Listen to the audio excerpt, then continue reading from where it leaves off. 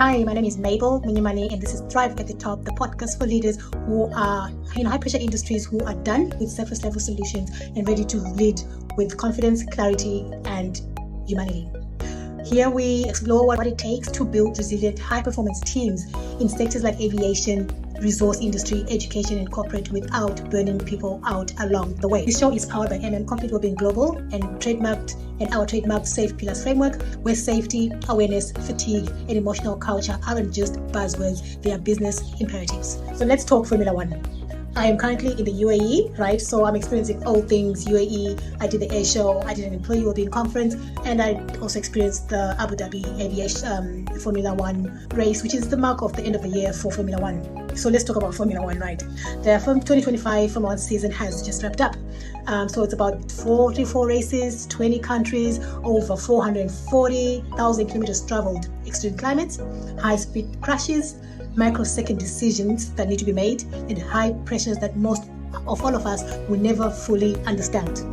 You know me, I like to practicalize our learning, and I take every lesson from all the industries. One of the most intense and precision-driven sports in the world is Formula One, and what is it teaching us today? So the Formula One season comes to an end, and as the season draws to an end, the drivers and their teams enter recovery.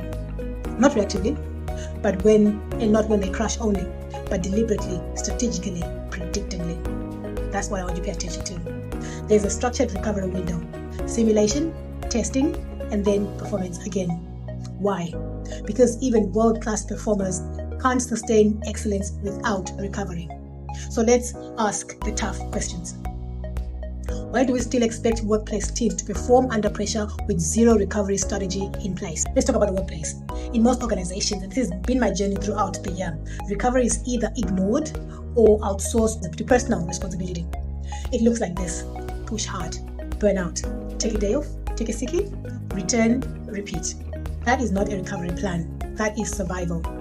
In every sector we serve at Complete Wellbeing Global, we see this disconnect. In aviation, teams running high-stake rotas with no structured reset. In schools, staff crawling across the term finish line without support. And in the resource, flying fly-out workers navigating exhaustion between rotations. In corporate, professionals carrying Q1 mental load while closing Q4. Recovery must be engineered in, not left to chance. So what does a real recovery plan look like? So what does a recovery actually mean? Good questions, right? A recovery plan is a system, not a nap, not a mindful app. It's how your organization tracks pressure in real time. It's about how you measure fatigue and emotional load. It's about how you design rest into the rhythm of work, and then reset proactively, not post-collapse. This is what we do at Complete Wellbeing Global. We help teams build recovery into the business strategy. And it starts with the Safe Pillars diagnostic.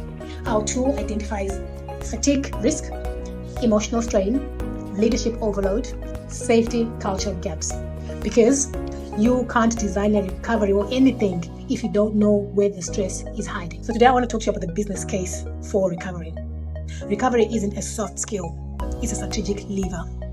When done well, a recovery plan improves retention, so people stay where they're protected. A good retention plan includes trust. Teams feel safe to be human. And a good recovery plan reduces turnaround. You bounce back faster from setbacks. And when the pressure ramps up again, as it always does, your team isn't starting from deficit. They are ready. And this is the ultimate definition of resilience. So just like Formula One drivers. So what is your call to action for 2026? Your recovery strategy starts now. So if you're planning for 2026, here's your reminder. Recovery isn't a reward, it's a requirement.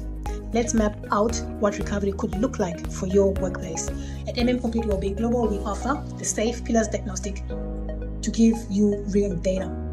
Right. We also offer a wellbeing risk briefing to identify the gaps. And we also offer a recovery-aligned leadership strategy that's not just talk. Even if you never worked, send us a DM with the word recovery or visit the link in the showcase notes to schedule your workplace and safety resilience consultation. You're listening to Thrive at the Top, a podcast for leaders who are done with surface-level interventions, are ready to lead with courage, clarity, and confidence. I'll see you in the next episode.